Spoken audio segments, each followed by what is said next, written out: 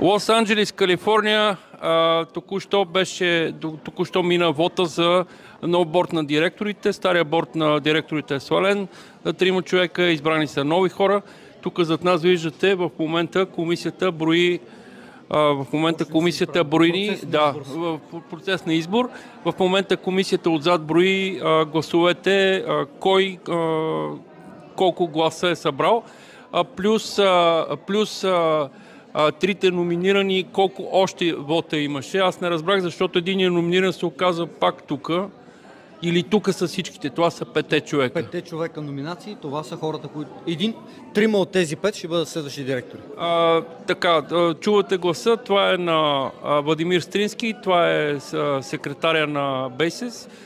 Последните 3 години, който беше в борда на директорите, който беше преизбран наскоро, а сега беше свален.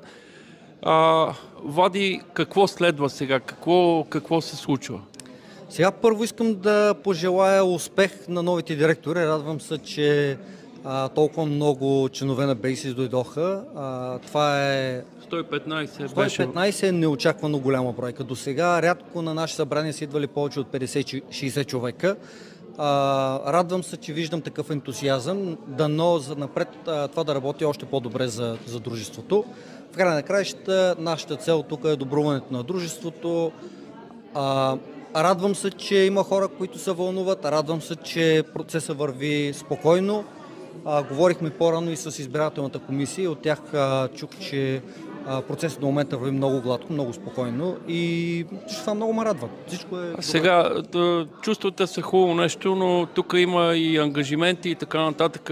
Технически, аз лично виждам и знам, че ти си така горе-долу най-запознат с технически нещата, законово, как стоят нещата. От сега нататък с този нови борд, какво става? Значи новия борд, той довършва мандата на сегашния борд. Неговия мандат изтича на 11 декември 2026 година. Тоест, тези 3 човека, които ще бъдат избрани сега, ще служат до 11 декември 2026. Едно от нещата, които аз бих им препоръчал да направят, е предния борд намали броя на директорите от 5 на 3 с цел да създадем така наречения staggered board. Проблема, който се опитваме да решим, е, че стария борд се избираха всичките 5 човека в един и същ момент.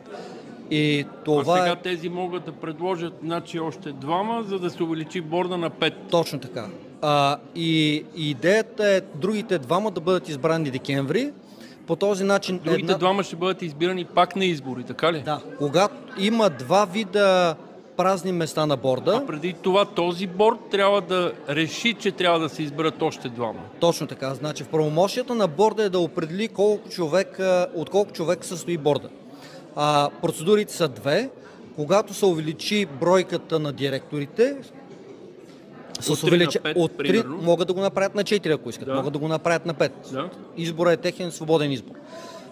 Те могат да изберат колко ще бъдат хората и от коя дата започва 3-годишния мандат на новите директори, които те ще изберат.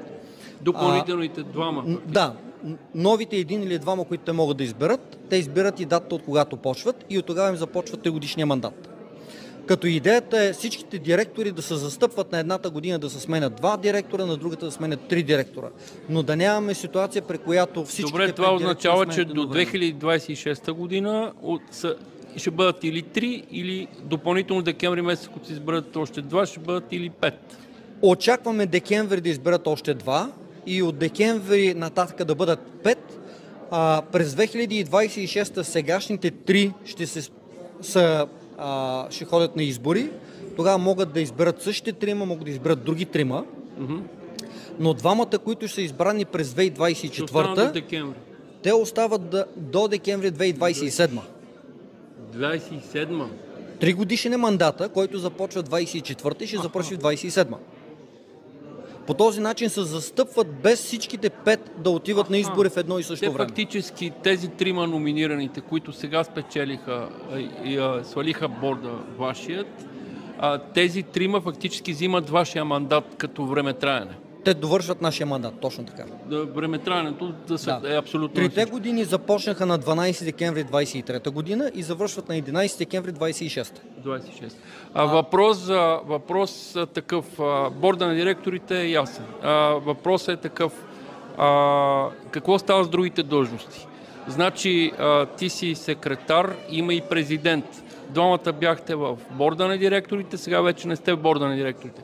Какво става с вашите две длъжности? Те са всъщност три длъжности. Третата длъжност е ковчежник или Chief Financial Officer.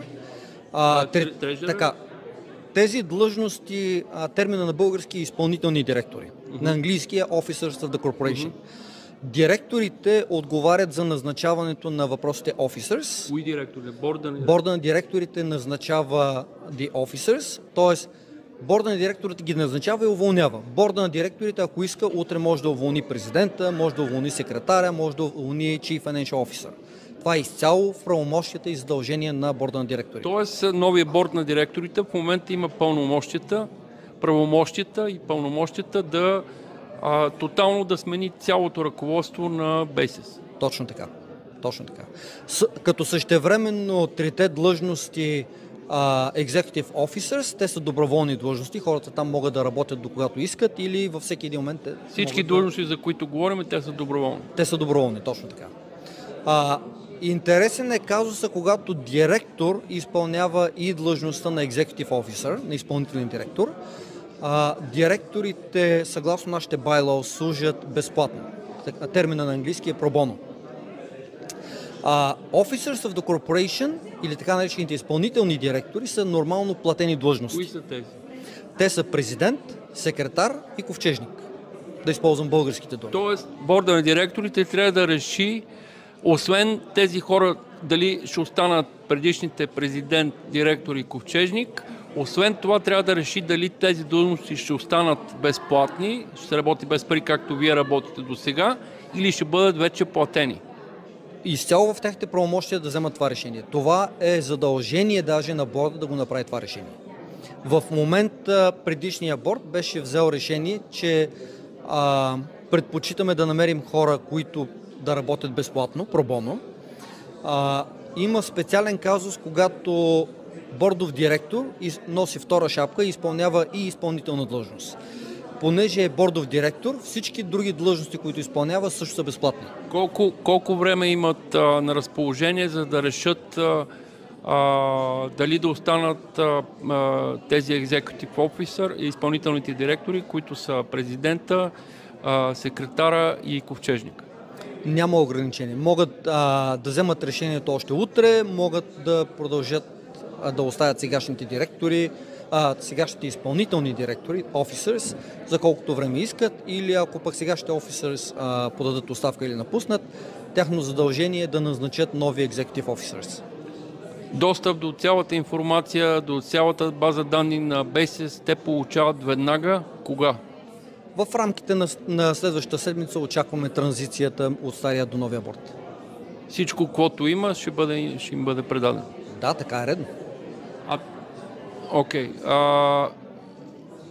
Фиксираме 26-та година, края на 26-та година за тримата борд на директори, 27-та година за началото на 27-та година за допълнителните двама, ако те предложат и изберат още двама декември тази година, да имат мандат до 27-та година. Лека корекция. Сегашните трима служат до 11 декември 26-та. По някое време преди 11 декември се очаква да се проведат избори и да се изберат новите трима, които ще бъдат на тяхното място. Може да са същите трима. Ако назначат, да кажем на 12 декември нови двама директори, увеличат бройката на 5, тези новите двама директори ще служат от 12 декември 24 до 11 декември 27. И около преди 11 декември 27 се очаква да има нови избори, на които да се изберат нови двама човека за тези две места.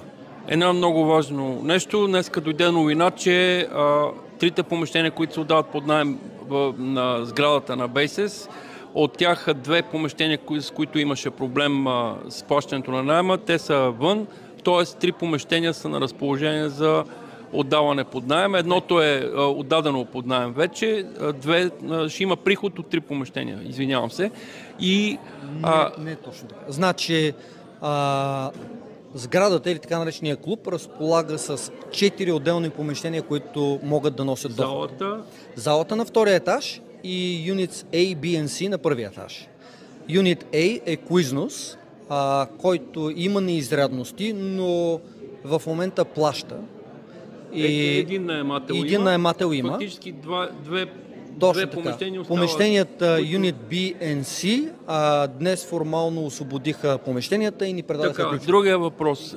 Когато започнахте на декември месец 2020 година, сметката на клуба имаше 436 хиляди долара. 436 хиляди долара, мисля, че бяха малко по-малко. Някъде около това. Значи в момента можеш ли да кажеш някаква цифра, с която клуба ще го оставите на новия борд на директорите и реално ориентировачно какви са приходите от трите помещения, ако залата какви са приходите, т.е. ако залата решат по някакъв начин да махнат наемателите, църквата, която е, т.е. какъв е прихода от тази зала и този приход е интересно как ще бъде покрит, защото реално тези пари в момента влизат в БСС и то редовно и много чинно си плащат тези хора. Да, към момента нямам точната цифра от нашия ковчежник, но приблизително около между 350 и 360 хиляди долара разполагаме в нашите авуари. Всъщност подробен отчет беше даден преди само 2 седмици на едно от другите събрания.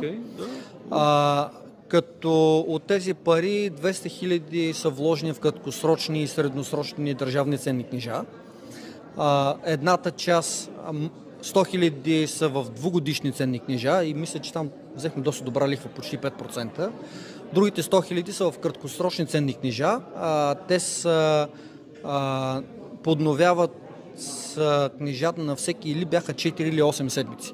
Като идеята е, че в случай на спешна необходимост в рамките на 4 седмици можем да имаме достъп до тия пари. Те са хем са почти като кеш. Това са така наречените мързеливи пари. Динамичните пари, значи имаме някъде около 350 хиляди, забравяме ги, тези са динамични, сложени са на така.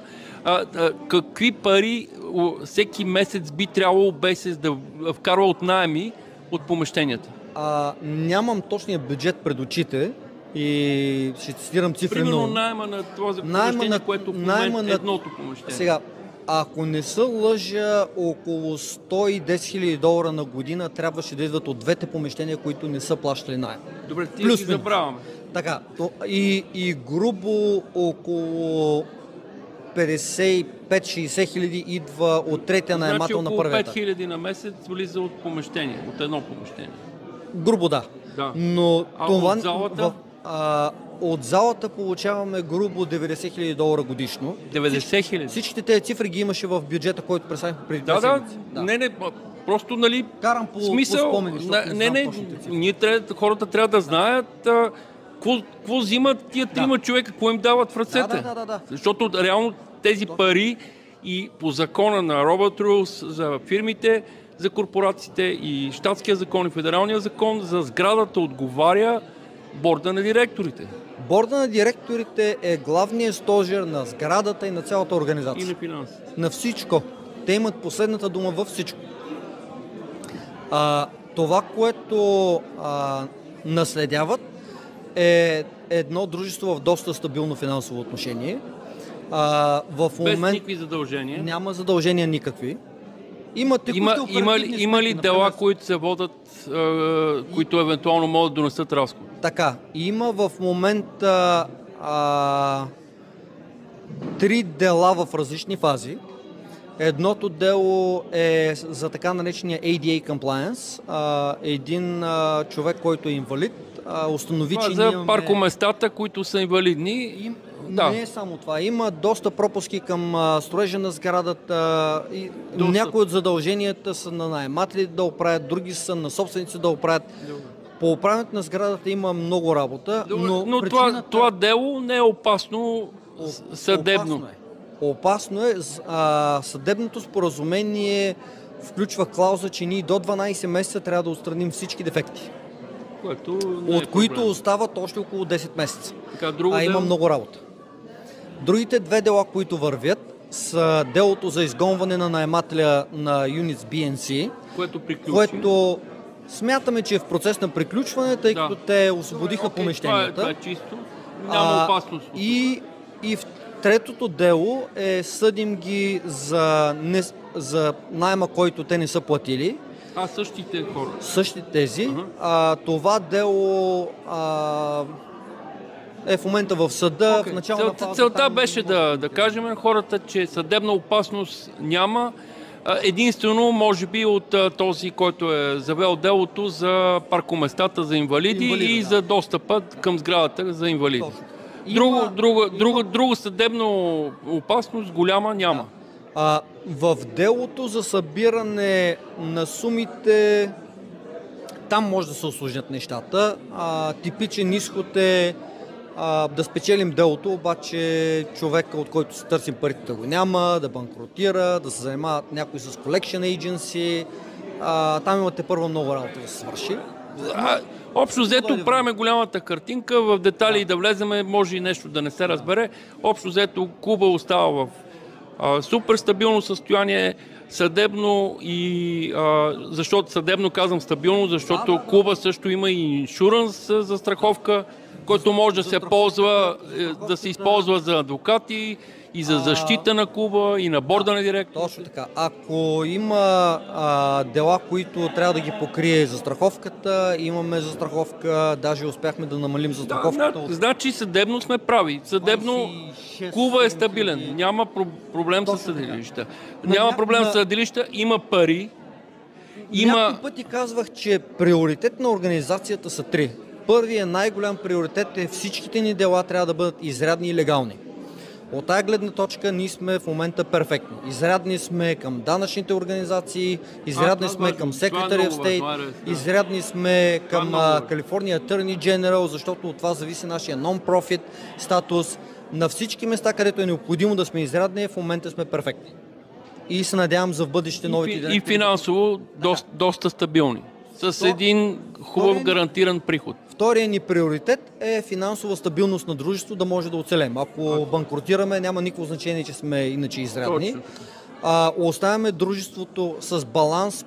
Настоящите приходи и разходи се балансират и очакваме да имаме леко положителен резултат между плюс 5 и плюс 10 хиляди долара, ако харчовете вървят в това, което се очаква. Това е малко и счетоводство. Тук не влизаме в това. Но факт е, че дружеството е с балансиран бюджет предвижда малко екстра. Важното, че не е длъжник. Нямаме задължение. Не е длъжник, има готови пари, има депозирани пари. Резерви да посрещнем някои от по-спешните нужди. Част? Третата част е същинската дейност по мисията на дружеството, спонсориране на различни събития, организиране на фестивали, театри и така нататък. Един такъв въпрос.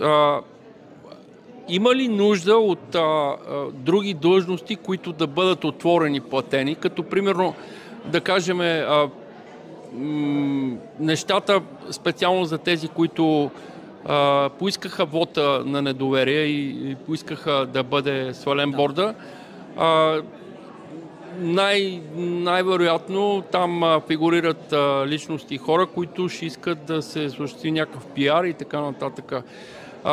Това платена длъжност ли е, примерно някой, ако започне да работи към дружеството като public relations, връзки с обществеността? Или... И да го свършим. Налага се да направим пауза за малко, извинявам се, и ще продължим по-късно. Не, само кажи длъжности, мислиш, допълнителни длъжности, които мислиш, че може да... нужда от работа има, пари няма. Окей.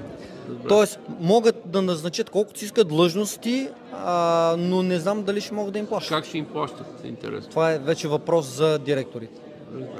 Много ти благодаря, Влади Стрински. Всичко най-добро. Чакаме вота. Да. Всичко най-добро. Много благодаря от сърце. Всичко най-добро и за организацията, за всичко. Благодаря много. Разбира се.